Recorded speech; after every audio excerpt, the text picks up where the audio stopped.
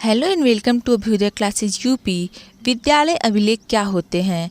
आज के इस वीडियो में हम इस पर चर्चा करने वाले हैं तथा विद्यालय अभिलेख के निर्माण के क्या उद्देश्य होते हैं और इसके कौन कौन से प्रकार होते हैं, इन सभी विषयों पर आज के इस वीडियो में हम चर्चा करेंगे। तो चलिए देखते हैं। आगे बढ़ने से पहले अगर आप चैनल पर नए होंगे और अभ्युदय क्लासेज यूपी को सब्सक्राइब नहीं किया होगा तो प्लीज़ एक बार से चैनल को लाइक शेयर एंड सब्सक्राइब अवश्य कर दीजिएगा। चलिए देखते हैं विद्यालय अभिलेख क्या होते हैं। सबसे पहले तो विद्यालय जो है एक सामाजिक संस्था, ये हम सभी को पता है। विद्यालय एक सामाजिक संस्था है, इसलिए इसकी उत्पत्ति, विकास, दृश्यों, परिस्थितियों, उद्देश्यों, महत्वाकांक्षाओं एवं उपलब्धियों आदि के विषयों में जानने के लिए नियमित लेखों का होना अत्यंत ही आवश्यक है। अभिलेखों से अभिप्राय है किसी योजना का लिपिबद्ध रिकॉर्ड, अर्थात किसी काम के लेन देन संबंधी रिकॉर्ड को अभिलेख कहते हैं। अभिलेख से क्या अभिप्राय है? किसी भी योजना का, किसी भी चीज़ का लिपिबद्ध रिकॉर्ड होना, अर्थात कि जो भी काम होते हैं, कोई भी काम है, उसके लेन देन संबंधी जो भी रिकॉर्ड है उसी को हम अभिलेख कहते हैं। यह अभिलेख यदि विद्यालय से संबंधित है तो उसे विद्यालय अभिलेख कहते हैं। अगर यही अभिलेख विद्यालय से संबंधित होता है तो उसे क्या कहते हैं? विद्यालय अभिलेख के नाम से जाना जाता है, विद्यालय अभिलेख कहा जाता है। विद्यालय में विभिन्न पक्षों जैसे शिक्षक, छात्र, कर्मचारी, छात्र प्रवेश, परीक्षा, पुस्तकालय और शैक्षिक व सह शैक्षिक गतिविधियों आदि का लेखा जोखा रखना है।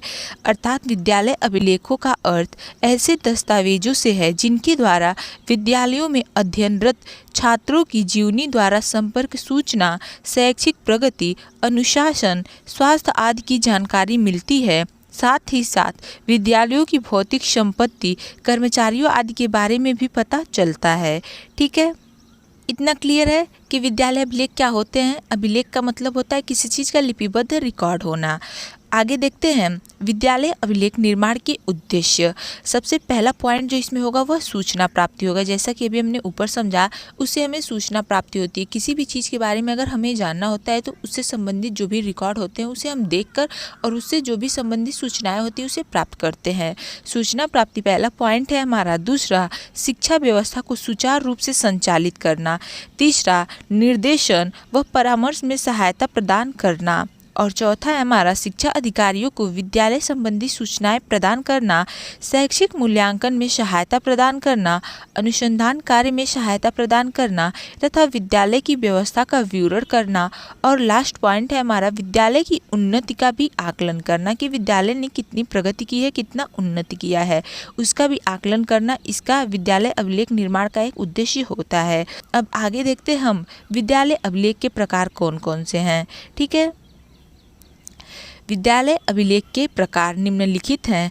जैसे कि पहला है हमारा विद्यालय के सामान्य अभिलेख, दूसरा विद्यालय के वित्तीय अभिलेख, तीसरा विद्यालय के शैक्षिक अभिलेख और विद्यालय के पत्र व्यवहार संबंधी अभिलेख भी होता है।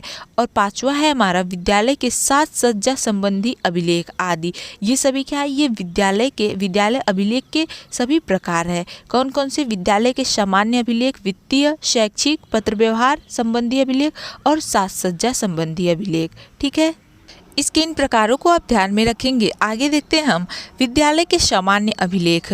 इसको समझते हैं। शैक्षिक कैलेंडर, शिक्षा के शैक्षिक गतिविधियों के साथ साथ अवकाश का भी अभिलेख होता है। ये जो विद्यालय का सामान्य अभिलेख होता है इसमें शैक्षिक कैलेंडर और शिक्षा के शैक्षिक गतिविधियों के साथ साथ अवकाश का भी अभिलेख इसमें होता है।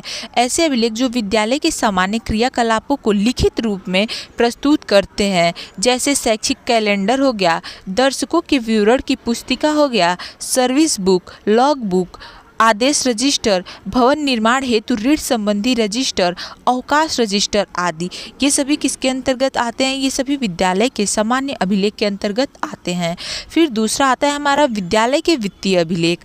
इसमें देखते हैं ऐसे अभिलेख जो विद्यालय की वित्त व्यवस्था का विवरण लिखित रूप में प्रस्तुत किया जाता है, जिसमें उसे ही वित्तीय अभिलेख हम कहलाता है। जैसे कि नाम से स्पष्ट है, विद्यालय के वित्तीय अभिलेख, तो इसमें वित्त व्यवस्था का विवरण लिखित रूप में प्रस्तुत होता है। जैसे फीस रजिस्टर हो गया, अनुदान हो गया, वित्त, छात्रवृत्ति, भविष्य निधि, वेतन संबंधी रजिस्टर, कैश व ऑर्डर बुक आदि। ये सभी क्या है? ये सभी हमारे वित्तीय अभिलेख हैं हमारे विद्यालय के। तीसरा है हमारा विद्यालय के शैक्षिक अभिलेख।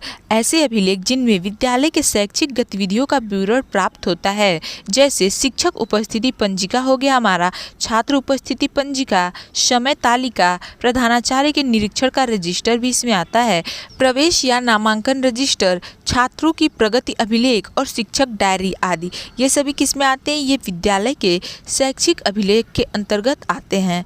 फिर आता है हमारा 4th पॉइंट है विद्यालय के पत्र व्यवहार संबंधी अभिलेख। इसमें पत्र प्राप्ति होती है, पत्र भेजने का रजिस्टर होता है तथा शिक्षक पत्र व्यवहार रजिस्टर इसमें आता है।